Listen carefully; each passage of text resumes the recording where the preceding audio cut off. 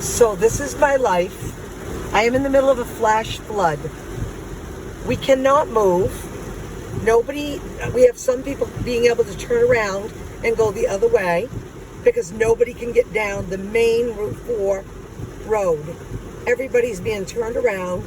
I have been 2 hours trying to get home. This is unbelievable.